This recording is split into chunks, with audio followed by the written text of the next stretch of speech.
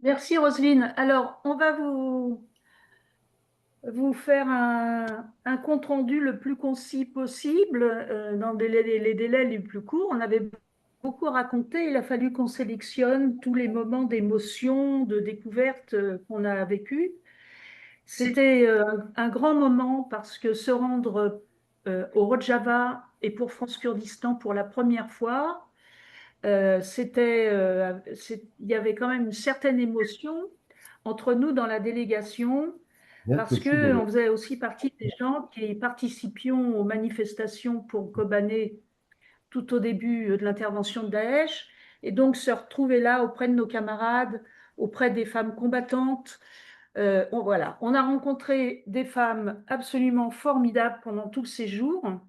Et on va essayer de vous transmettre tout ça. Alors, en attendant que les derniers arrivent, pour patienter, on va vous emmener dans notre voiture pour vous montrer un peu les paysages qu'on a traversés.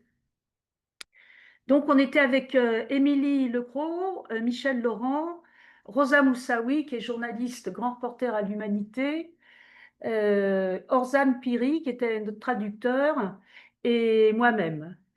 On doit dire que nous avons été extrêmement bien accueillis par les représentants de l'ANS. Tout le monde nous a, on peut dire, chouchoutés, et ils ont répondu absolument à toutes nos demandes et même plus. Donc, on a eu une mission vraiment passionnante. Alors, avant d'arriver au Rojava, voilà, on s'est arrêté à Erbil, hein, Erbil, c'est la capitale du Kurdistan irakien. Et on avait souhaité, pour cette première soirée, rencontrer des féministes du Kurdistan irakien. Et c'est mon ami Nazan Beghikani, qui est assise à droite là, avec son pantalon jaune, qui a permis la rencontre. Nazan, c'est une universitaire chercheuse, poétesse connue et reconnue. Elle est l'auteure de nombreux ouvrages. Elle est conseillère auprès du président Massoud Barzani pour la recherche sur le genre et ses applications en formation universitaire. Donc c'est une femme qui joue un grand rôle. Et elle vit en fait maintenant entre Erbil, Souleymanié où elle enseigne, et Paris où elle est secrétaire générale de l'Institut kurde. Donc on a eu une rencontre, en fait, on a fait connaissance, on s'est mutuellement raconté nos projets, nos préoccupations aussi par rapport au contexte d'ensemble politique. Et puis c'était des femmes, ces femmes-là, c'était des chercheuses, des chefs d'entreprise, des féministes, des enseignantes. Alors je vais dire seulement pour France Kurdistan, en fait, le sens qu'a pris cette rencontre, c'est qu'elle inaugure de nouvelles relations avec des personnalités féministes du Kurdistan irakien.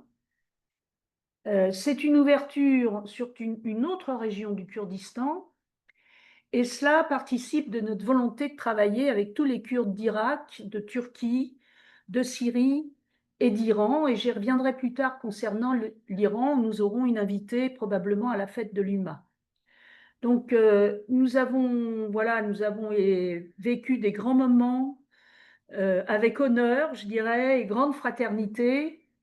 Et je pense que c'est aussi sans prétention pour l'association euh, toutes ces attentions sérieuses, importantes, une certaine reconnaissance du travail de notre association.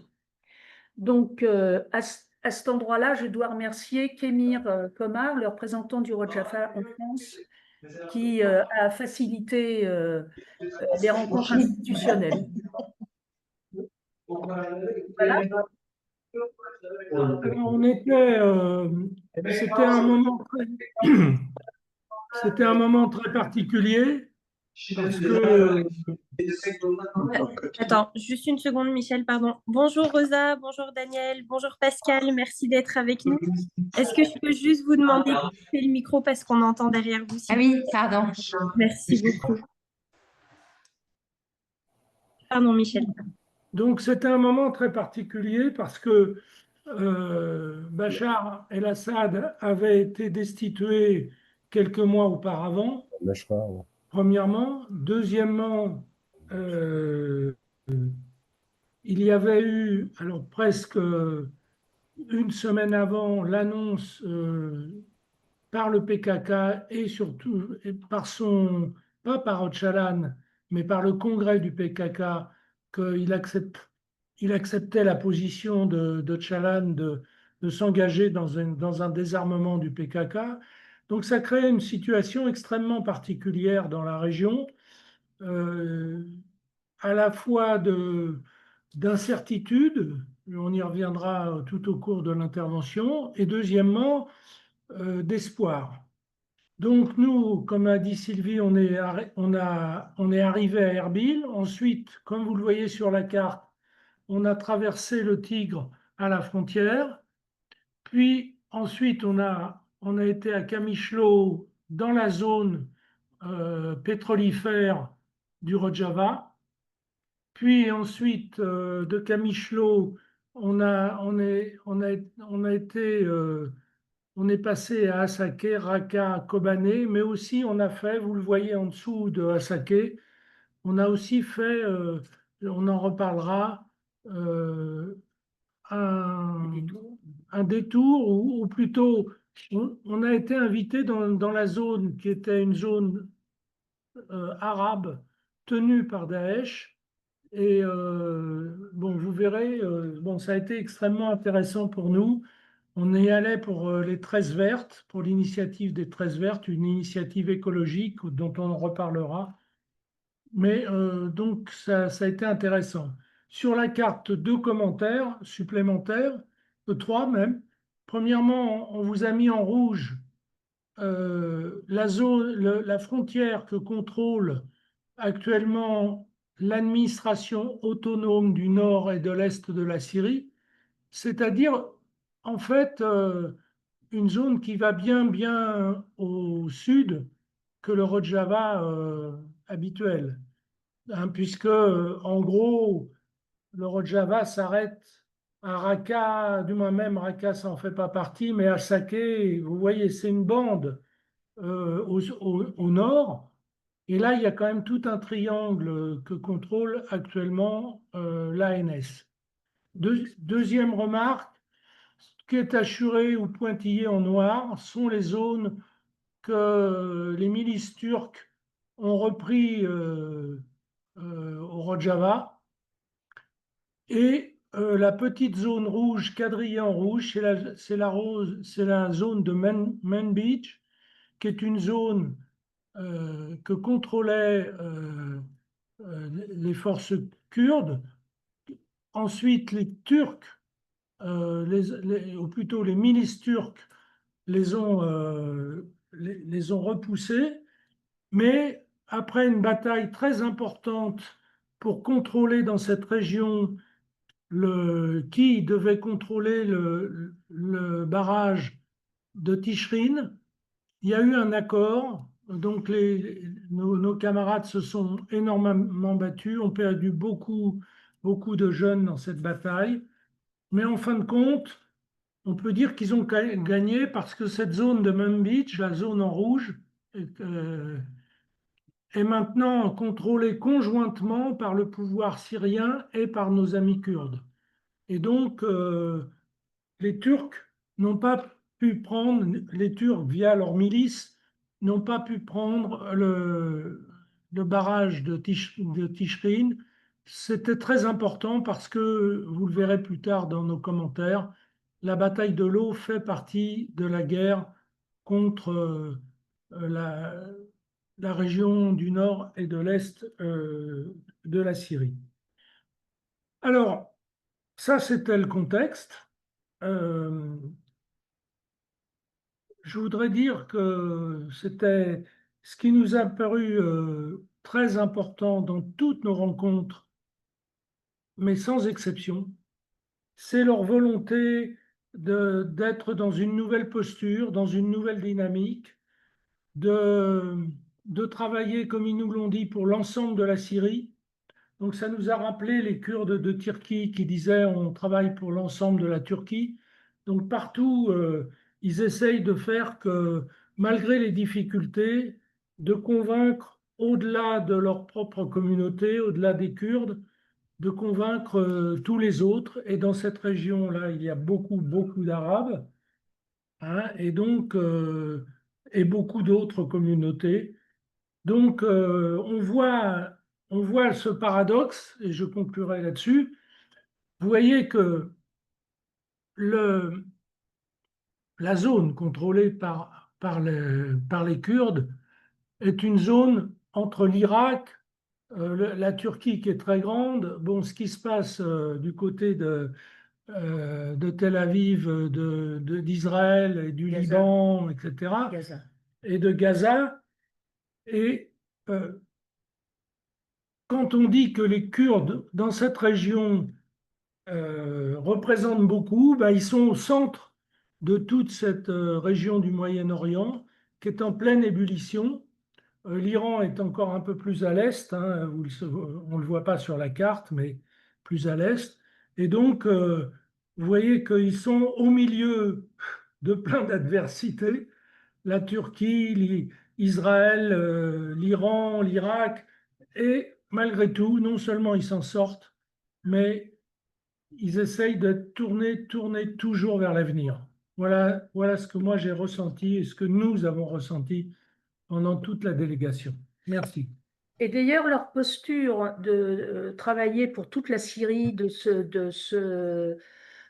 s'adresser à toutes et à tous, on l'a eu en écho il y a 3, 4 jours à l'Assemblée nationale à Paris. Il y avait une rencontre organisée à l'initiative de Daniel Simonet qui a permis de mettre autour de la même table, à la même tribune, l'ensemble des forces syriennes qui connaissent une grande diversité d'appréciation, mais qui ont accepté de s'asseoir à la même table, ce qui n'a pas toujours été le cas, et dans leurs différences, voire divergences d'analyse, acceptent de se parler, de travailler ensemble, de chercher ensemble. Ce mot être ensemble, agir ensemble, a été le mot de conclusion que l'ami du CKDKF qui était là a souligné, et ça nous est apparu très important, vraiment en écho avec ce qu'on avait vécu sur place. Ils ne sont pas dans la revanche, ils ne veulent pas être dans la revanche, ils veulent être dans comment, la résistance par le dialogue. Et pardon, Sylvie, je me permets, Kérim Kamar, qui est le représentant du Rojava, est parmi nous et il ne peut pas rester. Si on peut juste interrompre Ah 2 oui, minutes volontiers. pour lui donner la parole. Ah oui, Et volontiers. on reprend notre présentation. Ouais. Kérim, il faut juste que tu réactives ton micro, s'il te plaît, et on te donne la parole.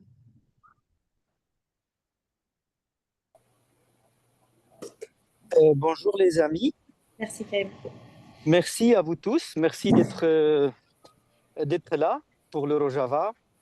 Je suis désolé, je suis sur le chemin pour rentrer chez moi et j'ai une douche chaude. Je suis je dégouline, donc je m'excuse, j'aurais dû être avec vous pendant toute la réunion. Voilà, donc j'avais pas mal de rencontres aujourd'hui. Le Rojava aujourd'hui, la Syrie d'une manière générale vit des moments très difficiles, des moments cruciaux pour l'avenir de ce pays, mais aussi pour l'avenir de la région. Et je pense que le Rojava aujourd'hui sert réellement de laboratoire pour ce qu'il va advenir notre région pour des décennies à venir. Ce qu'on voit aujourd'hui, c'est une région qui est remodelée, qui est redessinée, qui est reformulée, qui va connaître un changement jusqu'à maintenant ou jusqu'à très peu de temps qui n'était même pas pensable. Donc aujourd'hui, nous avons la chance d'être un acteur important dans ce changement que la région va connaître. mais aussi nous sommes conscients et nous sommes réalistes que les défis qu'on doit relever sont immenses, que les obstacles qui sont devant nous sont importants, d'où notre détermination, notre conviction et aussi le soutien de nos amis qui est précieux et sans lequel peut-être que cette lutte n'aurait pas cet écho et puis cette dimension qui est devenue aujourd'hui une dimension internationale.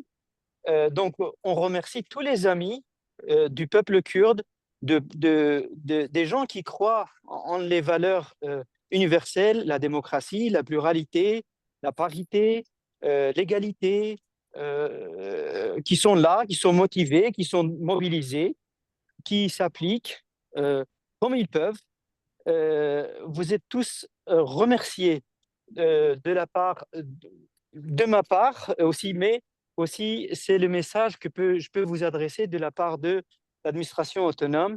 Je suis désolé, je ne vais pas rester longtemps parce que je dois vous quitter, sinon le réseau risque d'être coupé. Et je vous souhaite une bonne réunion et à très bientôt. Merci beaucoup, Kérim. Merci. Merci à toi. Merci beaucoup. Je vous propose de reprendre du coup. Alors, donc on a traversé la frontière, comme je vous l'ai dit, au travers de...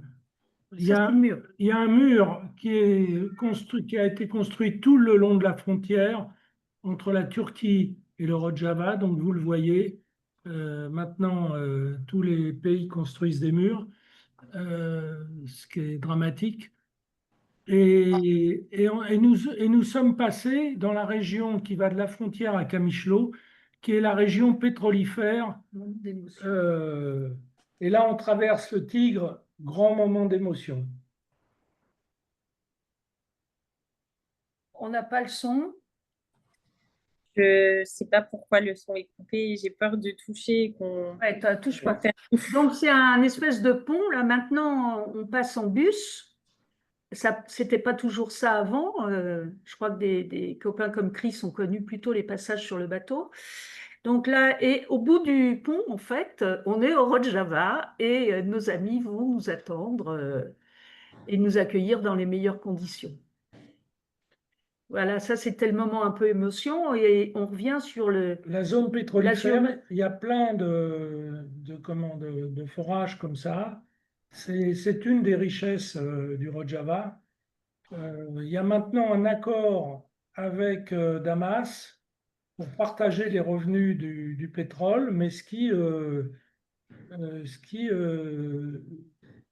sécurise les revenus du Rojava. Et donc, nous sommes arrivés à Kamishlo, et là, je m'arrête, parce que c'est Émilie qui va prendre la parole. Là, nous rencontrons les ministres, les co-ministres des Affaires étrangères du Rojava. Émilie, elle est entre Michel et Rosa. C'est notre photo protocolaire. À toi, Émilie. Merci beaucoup. Je vais régler cet écran noir dans peu de temps. Je suis désolée pour cette première intervention dans le noir. Donc, on rencontrait en effet les responsables des relations internationales de l'autorité du nord-est de la Syrie qui nous ont à la fois fait le point sur la question du contexte dans lequel ils se trouvaient, qui est un contexte nouveau, mais Michel en a un peu parlé, c'est-à-dire que la chute du régime de Bachar al-Assad qui, par un bout, a aussi ouvert un espoir sur la question d'une amélioration des conditions sur cette partie, mais en même temps en étant consciente que l'arrivée de Al-Shara ne permettrait pas non plus aujourd'hui de grandes avancées en connaissant son histoire, son lien avec Al-Qaïda. Donc voilà, en fait, c'est un territoire qui part quand même de 14 ans de guerre et qui avait déjà construit une résistance avec le Rojava et qui avait pour but, dans ce nouveau contexte aussi, de regarder, en construisant l'autorité du nord-est de la Syrie, de pouvoir élargir ce territoire de résistance et de le faire avec tous. Je pense que c'est qui était un marqueur important, c'est la volonté de construction collective qu'ils mettent en avant. Donc aucun esprit de revanche, mais vraiment une envie de travailler sur la question de l'amélioration des droits, des conditions d'existence de chacun sur le territoire et de la prise en compte de l'ensemble des communautés présentes sur le territoire du nord-est de la Syrie, mais plus largement, puisqu'ils ont quand même vocation à travailler cette extension de l'autorité du nord-est de la Syrie en lien avec d'autres communautés pour faire en sorte de pouvoir imposer au fur et à mesure, en marquant leur avancée politique par l'expérience d'une mise en place d'une démocratie en fait sur le régime syrien. Tout leur travail, et ils l'exposent assez clairement, se base sur la question du dialogue et de la démocratie pour pouvoir faire en sorte que l'ensemble des populations soient prises en compte et puissent avancer. Dans ce cadre-là, naturellement, il y a une place importante qui est faite aux femmes.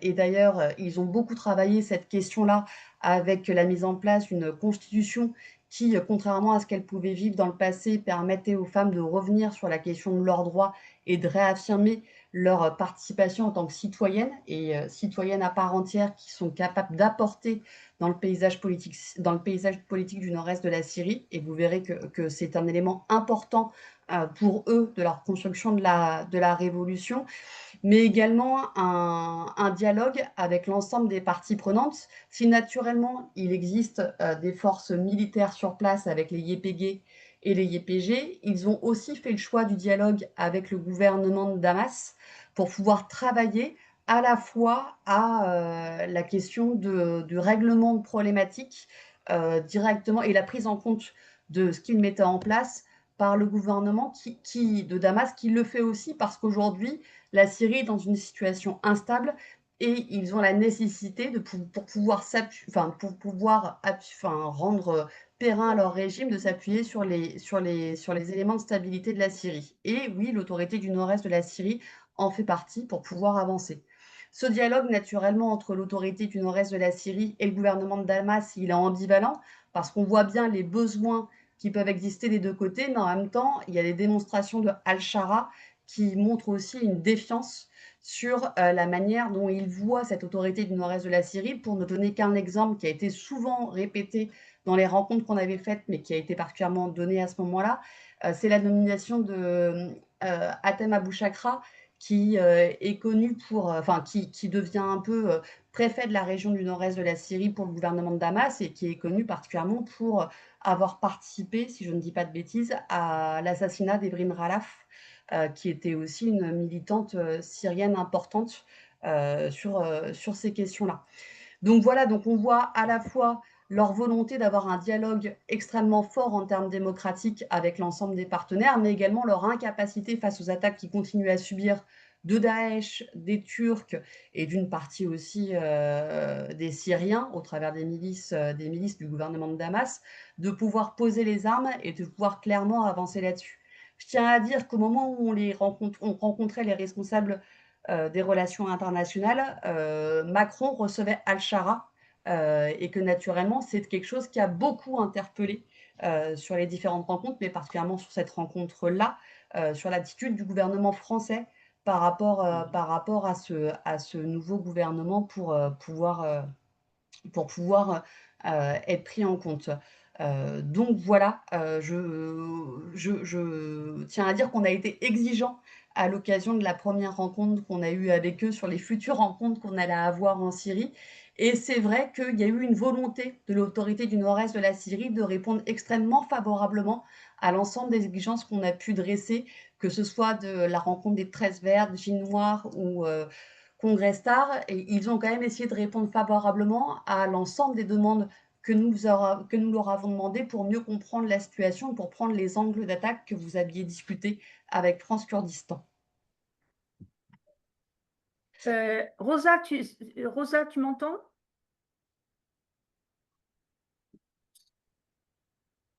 Bon, si Rosa m'entend, je veux lui dire qu'elle peut tout à fait rajouter quelque chose lors de notre conversation. Elle t'entend, il faut juste qu'elle mette le micro. Ouais, et il faut que j'arrive à remettre l'écran. Vous m'entendez? Oui, Ouais, quand tu as envie de dire Salut. quelque chose, Rosa, c'est le moment. On est contente de te voir. Eh ben, écoute, moi je suis contente d'être ici avec les amis de France Kurdistan aussi. C'est une nouvelle étape dans tout le processus dont on a pu voir aussi les effets au Rojava. Euh, Moi, je suis très contente d'y être retournée avec vous puisque je m'y étais rendue en février dans un tout autre contexte, beaucoup plus tendu. Et puis, je me trouvais là-bas au moment où Öcalan a lancé cet appel à ouvrir un processus de paix, à déposer les armes. Et avec vous et dans cette délégation, on a commencé à en voir les premiers effets avec le fait que, comme l'a expliqué Michel, un accord a été trouvé autour du barrage de Tichrin où les bombardements avaient cessé. La ville de Kobané aussi respire puisqu'elle était sous le feu nourri des forces turques et ce n'était plus le cas lorsque nous avons pu nous y rendre. Donc, comme le disait Kérim, c'est une phase extrêmement délicate, dangereuse, en particulier dans ce moment où se refaçonne le Moyen-Orient mais sur la base de volontés hégémoniques des grandes puissances qui veulent imposer leurs lois et, à cette région et la refaçonner à leur image. Donc voilà, ici, là, on est les témoins privilégiés de ce processus qui avance pas à pas, mais qui avance. Je voulais simplement vous dire que je vais essayer de vous mettre les liens vers les papiers de l'UMA que j'ai écrit suite à cette délégation. Et voilà, c'est aussi une ressource pour en savoir un peu plus sur le travail fait par France Kurdistan là-bas. Voilà. Merci Rosa. On doit dire que la rencontre qu'a évoquée Émilie a été transmise à la télé. Lourdes. À toi.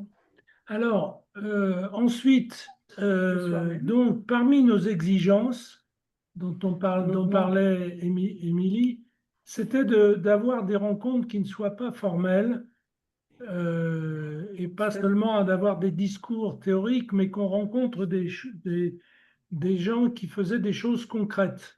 Et en l'occurrence, dans notre exposition sur les femmes kurdes, on avait mis en avant, ben voilà le panneau, une initiative qui s'appelle Les Graines de la Vie, organisée par une association qui s'appelle les 13 Vertes, qui a été créée en 2020 et qui se fixe des objectifs écologiques, en particulier cette zone qui subit beaucoup de dégâts du réchauffement climatique, plus le fait que la Turquie coupe l'eau en provenance des montagnes turques, notamment en réduisant le débit des barrages. Et donc, ils se sont fixé l'objectif de planter 4 millions de plants au Rojava et surtout de plants d'arbres dans une région où il y avait surtout une monoculture de blé. Là, ils veulent créer une ceinture verte en quelque sorte. Et on voulait voir, on en avait parlé dans notre exposition, on voulait voir comment ça se mettait en place concrètement. Et on avait demandé une rencontre avec les responsables de l'association des 13 Vertes. Euh, donc, aujourd'hui, ils ont planté 20 000 jeunes arbres dans 10 parcs et, je l'ai dit, ils veulent atteindre l'objectif de 4 millions. Ils se sont organisés au début autour de Camichelo, puis ensuite, ils se sont développés dans différentes villes et maintenant ils comprennent 7 comités et ils continuent, soutenus notamment en France par la Fondation Daniel Mitterrand, mais aussi par des sponsors et des organisations internationales. Et ils travaillent aussi, et ils nous demandent de l'aide sur cette question, ils travaillent aussi à chercher des plans qui correspondent à l'évolution de la région et notamment à son réchauffement. Et donc, ils nous demandent de trouver des coopérations, notamment avec des agronomes français, l'INRA. Et puis, ils travaillent aussi sur les questions chimiques de pollution des sols. Et là, ils nous demandent aussi de travailler avec des chimistes Donc, peut-être là, je le dis en passant, peut-être on le redira. Ce qui nous a frappé, c'est qu'ils ne demandent pas d'aide qu'on pourrait qualifier d'humanitaire. Ils demandent une aide politique, faire connaître la réalité de ce qui se passe là-bas, et ensuite des aides au travers de coopération avec des experts, avec des sachants, pour se donner les moyens, eux, de réaliser leurs projets sur place avec les gens sur place. Et là, je pense que Sylvie va reprendre la parole pour vous expliquer ce qu'on a vécu, parce que non seulement ils nous ont parlé de façon donc concrète, mais un peu générale, mais le lendemain, nous avons été, donc, comme je vous le disais tout à l'heure, à Chadadé, dans une zone arabe, plus au sud qu'à Saké. Et là, nous avons vu concrètement comment ils s'y prenaient. Et Sylvie va vous raconter ça. Parmi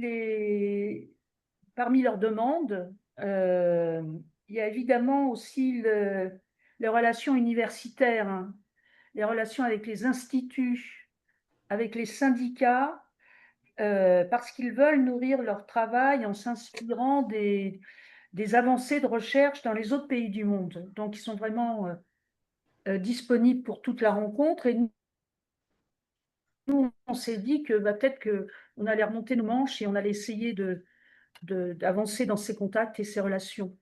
Alors, ils agissent aussi dans un autre domaine de la faune et du bien-être animal, c'est-à-dire ils sont attachés à tous, aux vivants et particulièrement à la préservation des abeilles.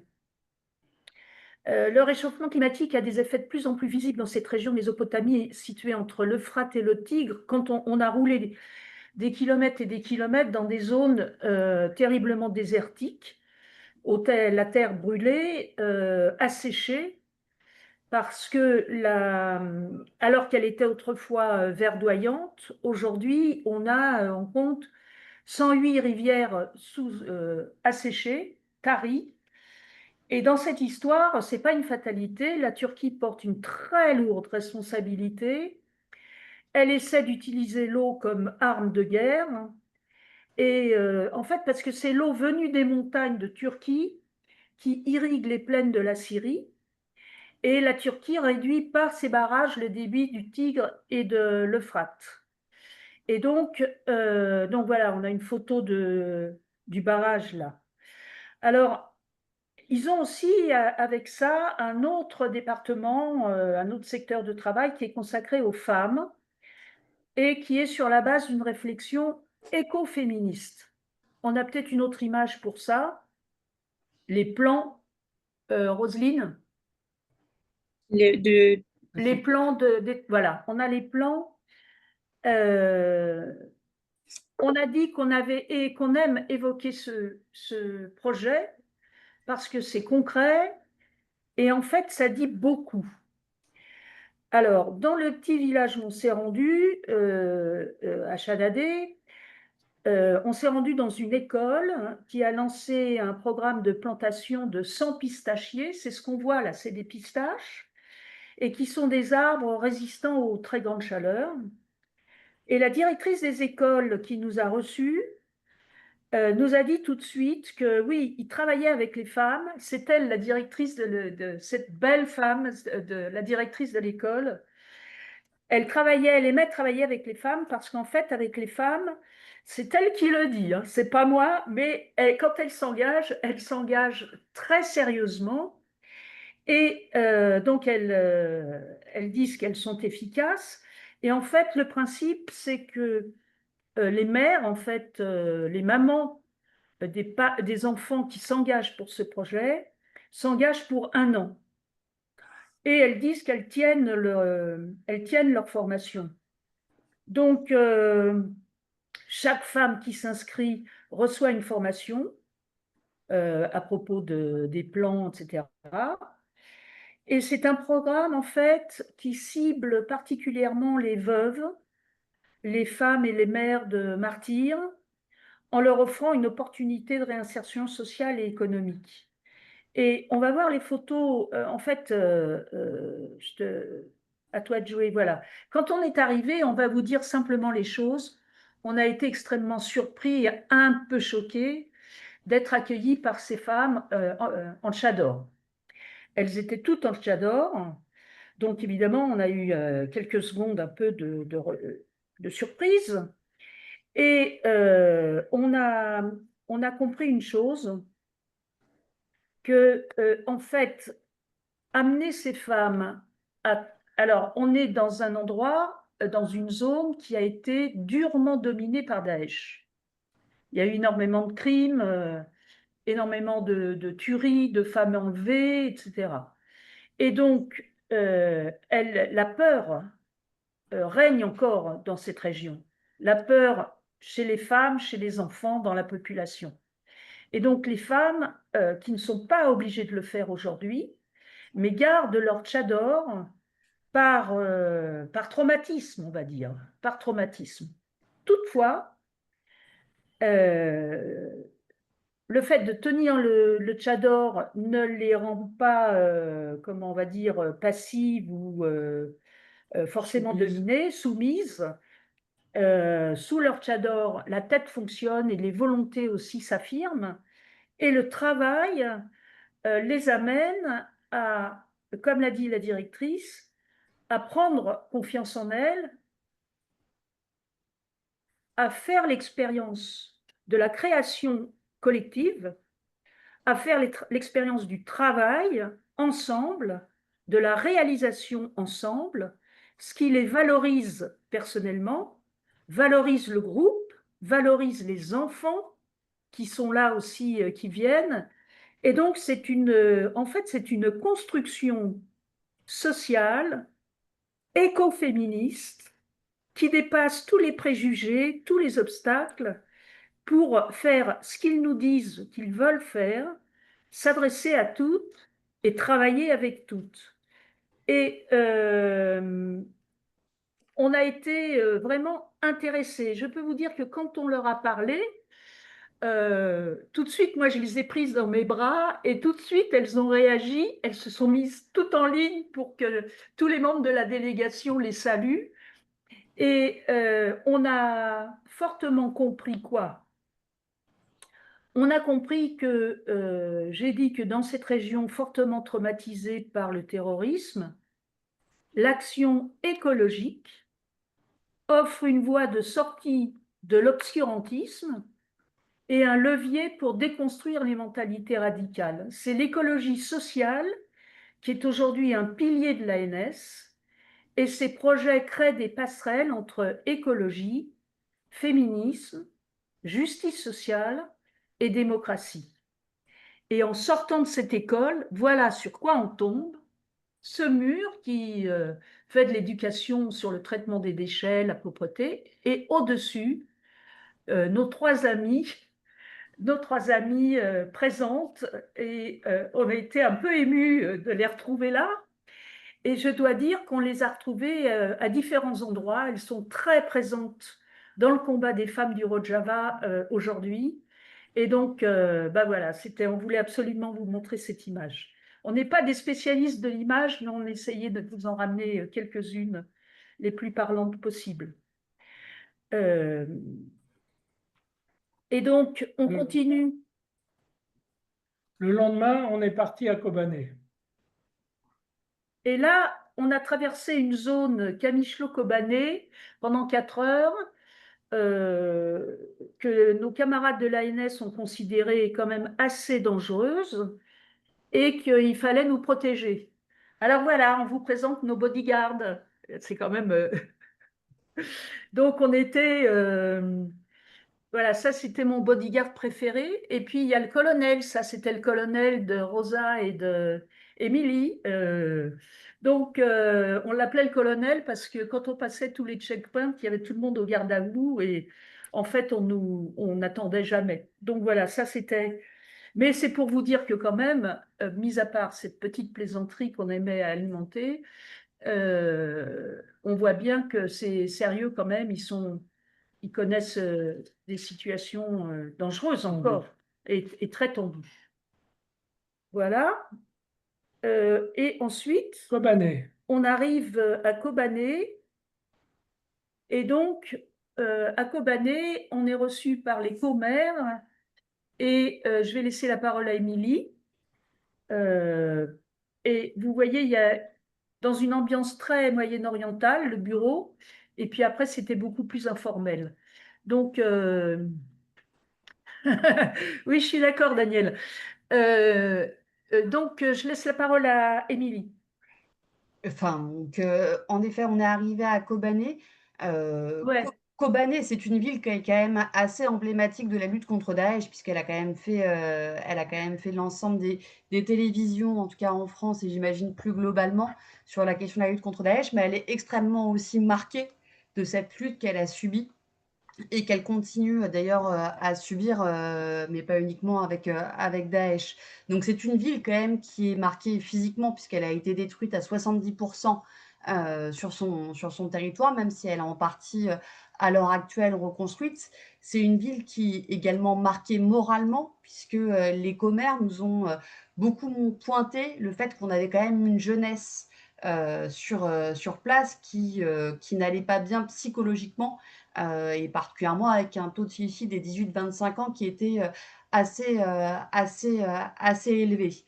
Il n'empêche que malgré ces difficultés qui sont réelles et qui marquent quand même l'histoire de cette ville, et puis il n'y a pas si longtemps que ça quand même que le désastre est arrivé, c'est une ville aussi qui est à la recherche d'une amélioration directe pour l'ensemble de ses habitants de l'offre de services publics pour pouvoir avancer dessus. Donc ils travaillent directement en lien avec l'ANS sur la question de l'implantation d'un nouvel hôpital sur place, puisque la question du système de santé est quand même une question qui est importante sur place. Et il travaille également à la question d'une implantation d'une université pour pouvoir écrire un avenir aux jeunes du secteur concerné.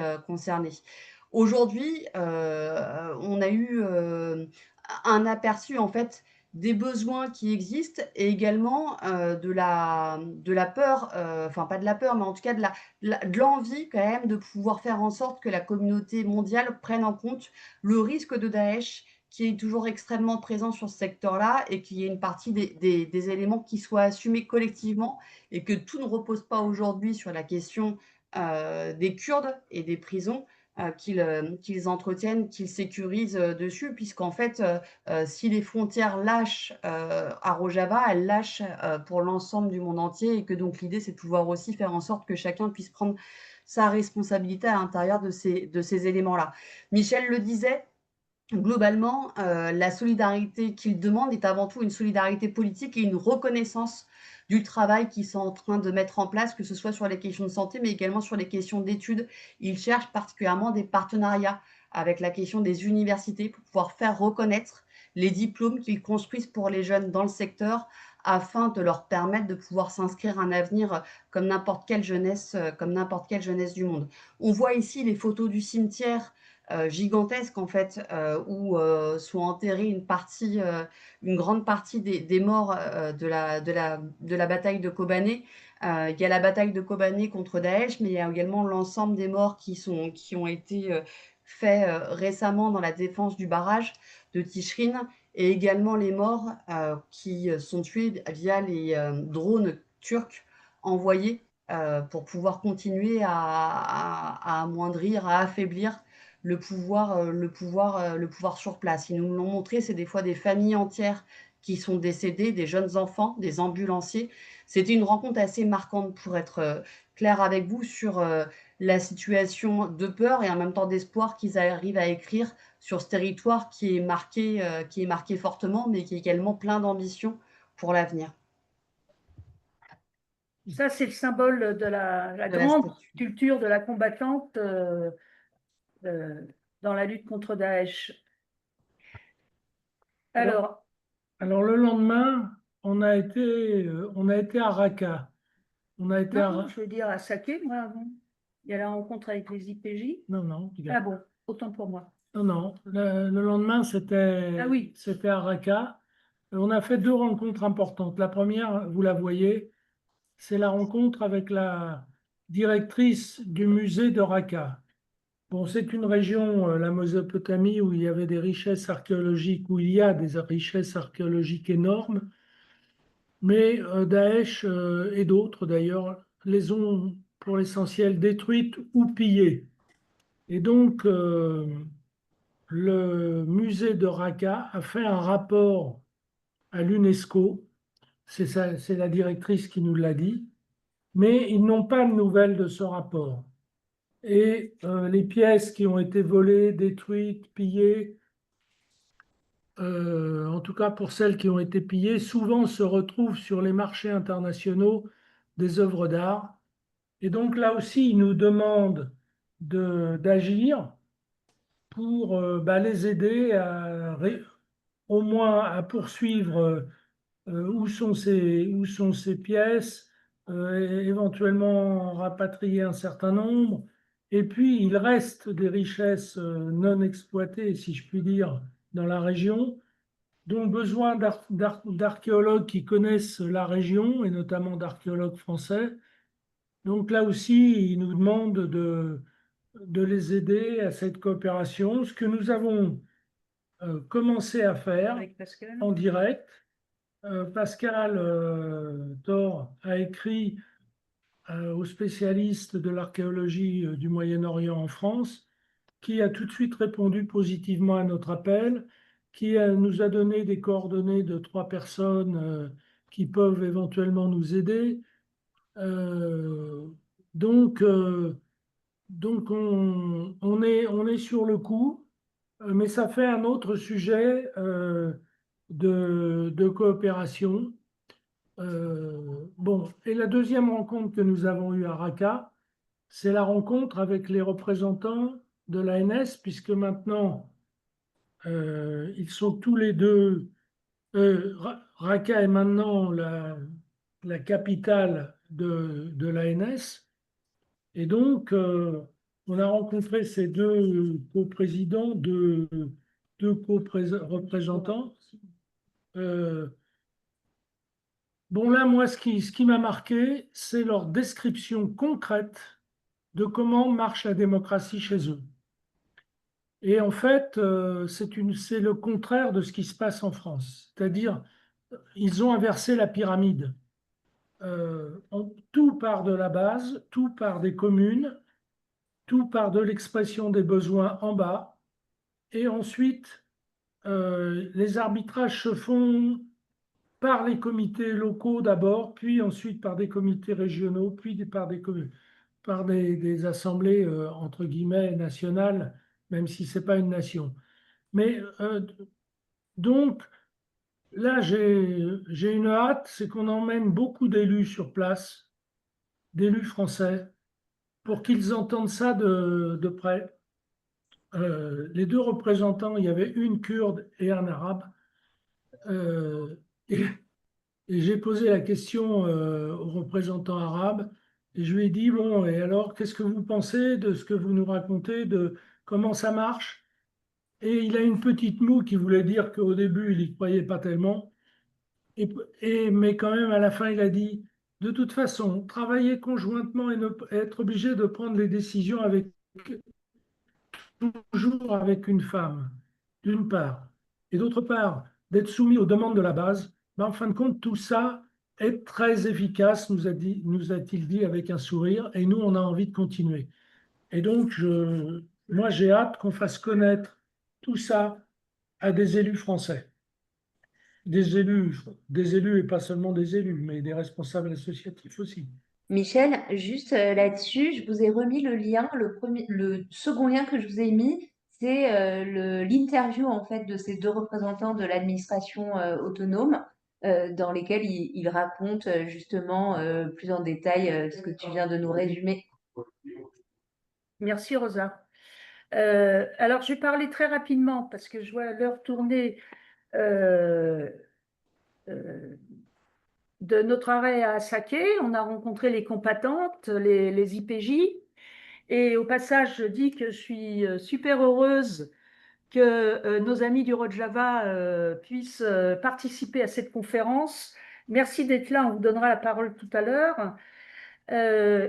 Bon, je vais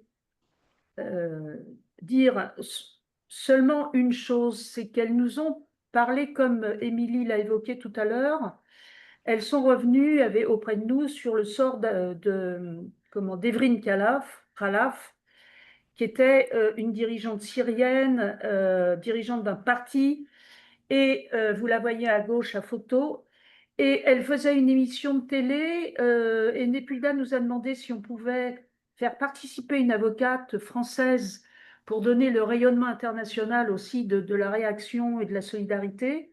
Et on a sollicité immédiatement Delphine Zouguebi, qui est avocate au barreau de Paris. Elle va se présenter, elle va dire 2 minutes, elle parle lentement parce qu'on lui a demandé de parler lentement pour la traduction.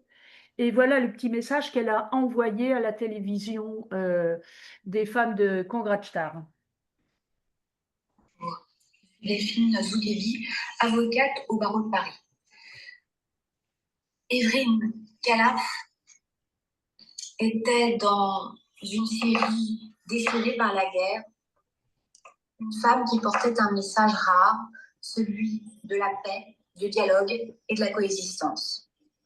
Femme politique kurde et secrétaire générale du Parti de l'avenir de la Syrie, elle rêvait d'un pays où Assyriens, Kurdes, mais aussi Arabes pourraient vivre ensemble dans le respect et la dignité. Elle était une femme brillante et courageuse. Elle était une femme libre. En octobre 2019, elle a été brutalement assassinée avec ses accompagnateurs. Elle a d'abord été torturée, assassinée, traînée sur plusieurs mètres par une voiture, par un groupe armé affilié à l'armée nationale syrienne dirigée par Abu Shaka. L'exécution a été sauvage, filmée, partagée et revendiquée. Evrin Khalaf est morte, mais son bourreau n'a pas été poursuivi, n'a pas été condamné. Au contraire, il vient d'être promu commandant de la 86e division. Aujourd'hui, il est important que justice passe, que la justice soit également pour les femmes. Il est important de demander qu'un procès soit tenu à l'encontre de Abdul Shrak. Merci. Au revoir.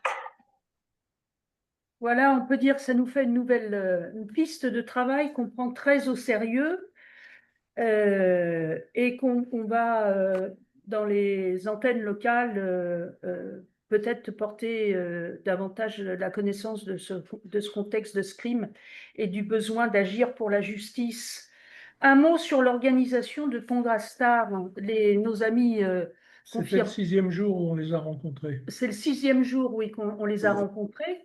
Alors, vous voyez encore, dans notre exposition, on avait choisi en symbole une drôle de déesse, c'est-à-dire Ishtar. Et Ishtar était le nom de l'association qui a été créée en 2005 de façon clandestine, avec beaucoup d'arrestations et de tortures. Et c'est en 2016 que Kongrastar devient Kongrastar et travaille dans les régions de Manbij, Tabqa, Raqqa et Deir ez-Zor. Kongrastar agit contre le système d'exploitation patriarcal, je reprends leurs termes, et en réponse embrasse, je dirais, la philosophie d'Abdullah Öcalan, particulièrement pour la démocratie, l'écologie et la libération des femmes. Et elle considère que la gynéologie, la science des femmes, peut dégager une perspective. Nous, on a vu on a ressenti, on a vu que c'est une organisation qui a beaucoup d'autorité, beaucoup de rayonnement, aussi au plan international. Et les femmes que nous avons rencontrées nous ont impressionnés. Donc, elles nous ont emmenés ensuite après dans le village des femmes, Ginoire. Et là, je laisse Émilie raconter un peu rapidement, même si c'était important, cette visite. Non, mais extrêmement rapidement, parce que je pense qu'on aura la place dans les questions. C'est un village composé que de femmes qui a été créé entre 1916 et 1918, donc avant la fin de la guerre contre Daesh. Quand on l'a rencontré, il accueillait 20 femmes qui avaient pour but de se construire, de se reconstruire à l'intérieur de ce village. Je donnerai qu'un exemple, mais on a pu rencontrer une femme alawite qui avait été victime de Daesh et qui se reconstruisait, qui avait été placée là par l'autorité du nord-est de la Syrie et qui était placée là pour pouvoir permettre de se reconstruire avec ses enfants. Et donc ce village est complètement géré de façon démocratique puisque chaque femme doit prendre sa place dans un conseil thématique de façon à gérer le village, et il y a également un conseil des enfants.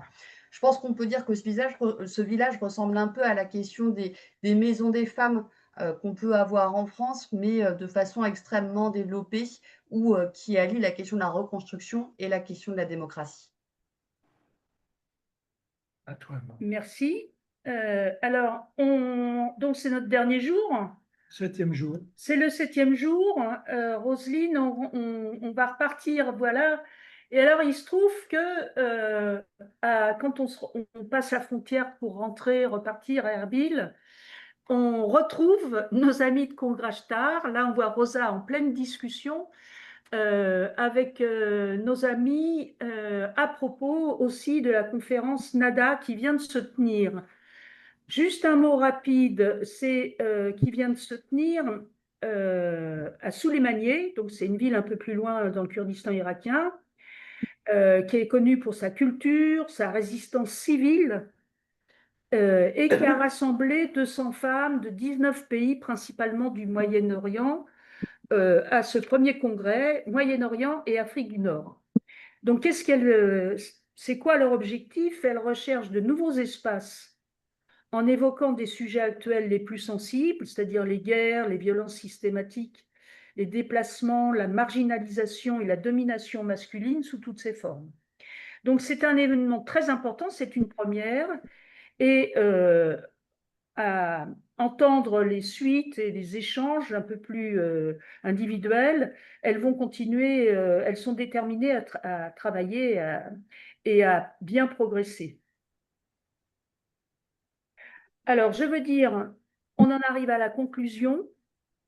Je voudrais dire que je pense que mes amis vont partager un petit peu ça. Nous avons retenu quoi? Que ce peuple, et particulièrement les femmes kurdes, sont des femmes formidables de courage, d'action positive, d'intelligence créatrice, toujours dans le but de rassembler, d'être comprises par toutes, d'agir avec toutes les femmes syriennes dans leur grande diversité. J'ai dit que le mot ensemble était pour réussir, ensemble pour réussir est leur mot d'ordre. Et on a aussi été impressionné par le travail pédagogique qu'elles doivent faire, tenant compte des situations qu'on a évoquées très, très difficiles et qui restent dangereuses. Donc, on pourrait envoyer des délégations avec des agronomes, des élus, Michel en a parlé, des archéologues, des écologistes et des féministes. Des universitaires. Des universitaires, absolument.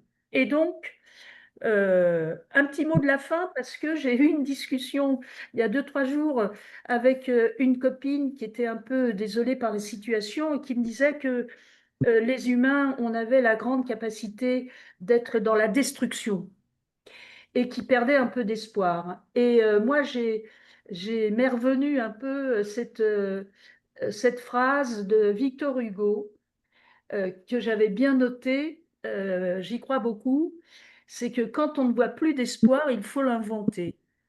Et je crois que les femmes du Rojava, les féministes du monde et leurs amis engagés dans la solidarité sont en train d'inventer l'espoir. Voilà, on vous remercie. Et un petit réel pour conclure.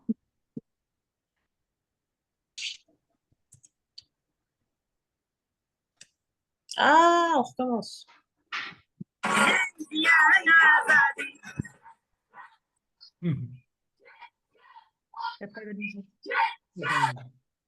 Ouais, désolée pour le raté de la musique. Merci. Merci à vous. On est à votre disposition. Roselyne? Oui, je reprends juste, hop là. Merci à Pardon, vous. Roselyne. On va, On va on va vous quitter laisser. parce qu'on a encore pas mal de boulot là où nous sommes. Et ben, bonne fin de réunion. Merci Merci à beaucoup. vous. Merci. Merci, bravo à vous tous. Merci. Sylvie, je suis là. Oh non! Attends, mais je dis Voilà. bonjour à... Mais à- oui, allez, on te donne la parole, Nepilda. Bonjour, bonjour tout le monde. Je suis désolée, j'étais tout début, je vous ai écouté tous. Je suis contente de vous rencontrer. Et ça me fait plaisir de nouveau voir Sylvie et les autres tous, et aussi les amis de France Kurde. Du coup, elles ont parlé beaucoup de choses, elles ont donné beaucoup d'informations à laquelle on travaille aujourd'hui. Juste une autre chose qu'aujourd'hui, il y a la situation qui a changé avec la Giuliani et qu'il veut créer des droits à laquelle il n'y a pas de femmes dedans, qu'il n'y a pas la justice de femmes, comme il y a Hevrin Khalef, qu'il y a la vérité qu'elle a parlé. Tout cela, on a beaucoup de lutte à faire et bien sûr que ça devrait être avec la solidarité parce que comme Abdullah Öcalan, il dit aussi que leader Abdullah Öcalan, il dit les femmes, c'est une nationalité seule à laquelle, comme on peut leur prendre comme une nationalité. Et puis, de la nationalité de femme, connaître la femme, pourquoi la femme dans le peuple est important, c'est quoi l'important dans la culture, dans la vérité de vie. Tout cela, il faut connaître. Et puis ça, cette connexion, on fait ça ensemble avec les aides à laquelle, avec la solidarité qu'on fait tous ensemble. Et ça me fait plaisir de voir autant d'amis qui sont avec nous, qui font la soutien à laquelle, qui nous montrent et qui nous donnent l'espoir qu'on va gagner, quoi. Je vous remercie beaucoup. Merci Nous beaucoup. qui te Bisous, remercions. Nepelda. On est Salut, contents de vous Rosa. voir. Moi aussi, je suis contente de vous voir et connaître les autres amis aussi. À bientôt. Bravo à chacun. À tout bientôt. Merci beaucoup. Si vous avez des questions, n'hésitez pas à utiliser le petit icône pour lever la main. Comme ça, on pourra vous donner la parole et on pourra échanger avec tout le monde. l'intervenant.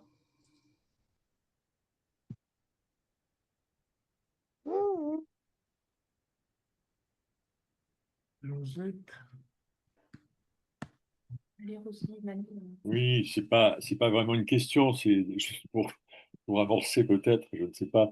Non, j'ai pas vraiment de question. Votre exposé était très très clair, c'était très très passionnant. Ça montre à la fois la richesse et la complexité de ce qui se passe aujourd'hui dans le Rojava et dans le nord-est de la Syrie.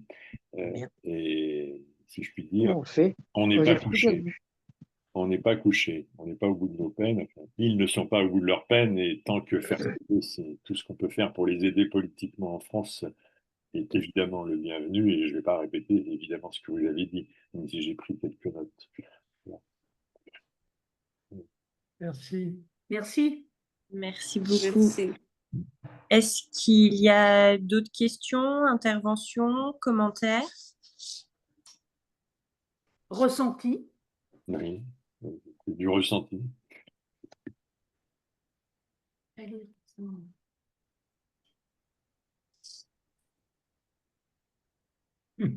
Pas de commentaires ou de questions. En tout cas, moi, je voulais remercier cette délégation et puis remercier également l'ANS et toutes les personnes que vous avez pu rencontrer sur place, puisque, comme vous avez pu le dire, elles ont été particulièrement accueillantes. Elles se sont très bien occupées de notre délégation et ont permis à ce que France Kurdistan puisse voir un certain nombre de choses, puisque c'était la première délégation France Kurdistan au Rojava et on n'en est pas peu fiers.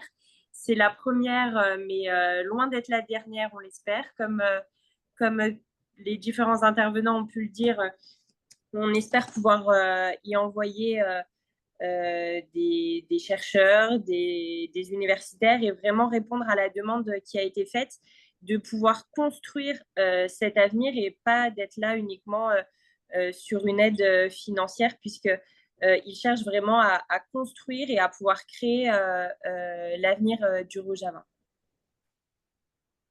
Roselyne, je vais peut-être dire un mot. Oui, Pascal. Oui, D'abord, merci à l'ensemble de la délégation pour ce travail très important qui a été effectué, parce qu'il s'agit d'un travail pour nous permettre de rendre compte d'une expérience politique à bien des égards innovante dans une région qui est à feu et à sang. Et quand on dit que la paix est difficile à faire, elle n'est pas impossible.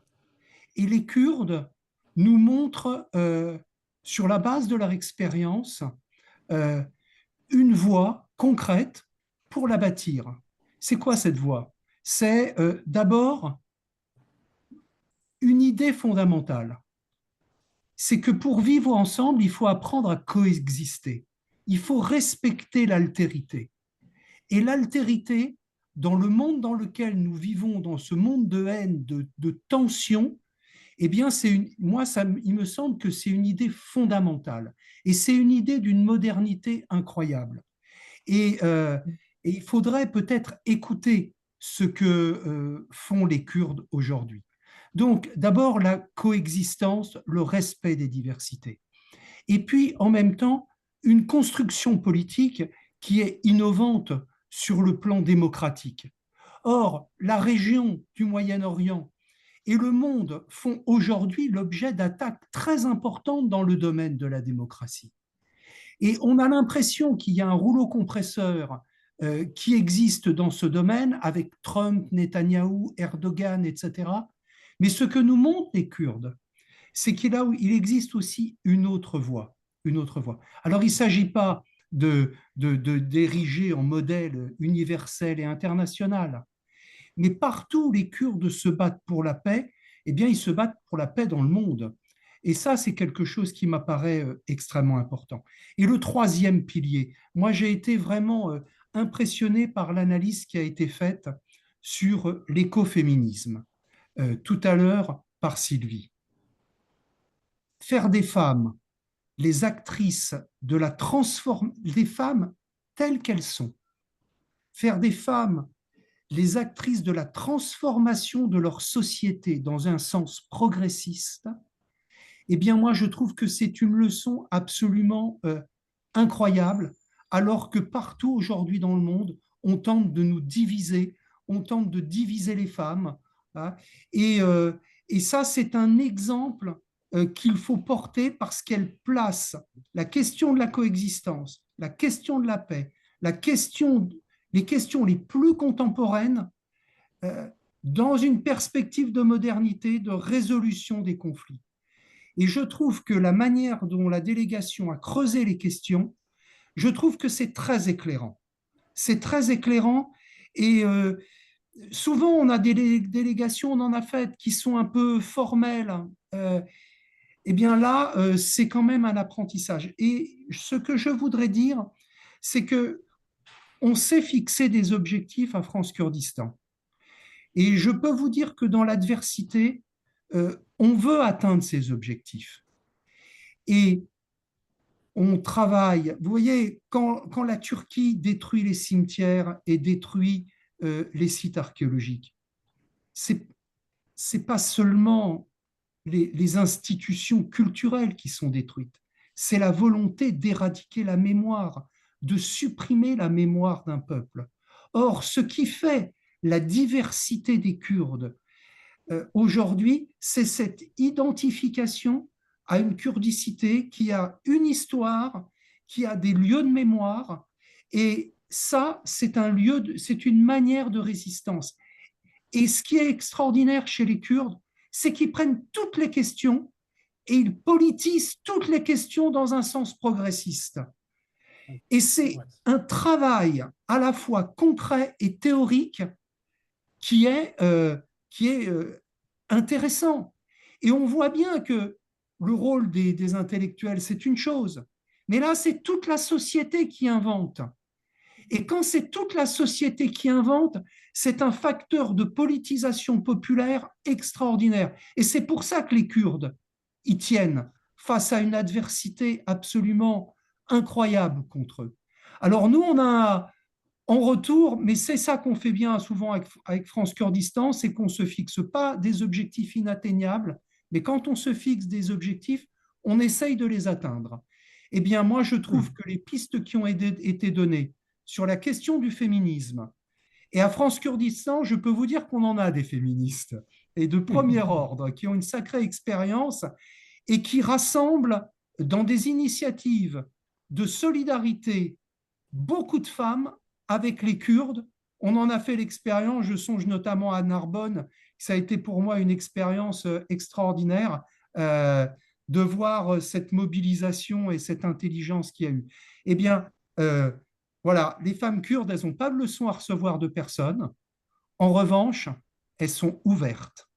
Et vous savez, moi, ce qui m'impressionne, c'est que quand on va au Moyen-Orient, c'est cette ouverture au monde incroyable. Ce sont des gens comme nous qui partagent les mêmes aspirations et qui veulent entendre des expériences, débattre avec des expériences, et c'est extrêmement positif. Alors, il y a eu des pistes qui ont été données. Tous ceux qui assistent à la réunion ce soir, si vous voulez vous inscrire dans les pistes de travail qui ont été données, vous avez nos coordonnées à Roselyne, à Sylvie, à Michel, à moi, à tous les membres du bureau de France Kurdistan et tous ses adhérents. Et puis vous nous dites ce que vous voulez faire avec nous. Et voilà, et ça constituera une force. Parce qu'on a quand même déjà de l'expérience. Voilà. Mais elle a besoin d'être enrichie. Donc, vraiment une belle délégation. Et je ne sais pas si vous avez été attentif, mais peut-être tout le monde ne le savait pas, c'est que vous avez vu Rosa Moussaoui, vous avez vu Didier Bourotte et Pascal Martin, qui sont actuellement à Istanbul dans une initiative internationale de grande portée, parce que Abdullah Öcalan a fait un appel de portée historique pour sortir la question kurde de la lutte armée en Turquie, pour se battre pour la démocratisation. Les Kurdes reprennent, que ce soit en Syrie ou en Turquie, ils reprennent l'initiative, ils tendent la main aux autres forces pour construire la paix, mais visiblement, pour l'instant, on n'entend pas grand-chose de l'autre côté, et ça, c'est notre responsabilité, et en lien avec les organisations kurdes de France qui sont elles aussi très actives, le mouvement des femmes kurdes. Quand je citais les Kurdes de France, je songeais notamment au CDKF. Voilà, on veut mettre aussi tout notre poids pour que cet appel historique d'Abdullah Öcalan se concrétise par des avancées en Turquie. On sait que ça va être difficile, on sait que ça va être dur, mais France Kurdistan, on veut y prendre notre part. Voilà, j'ai assez parlé. Merci Pascal. Merci Pascal.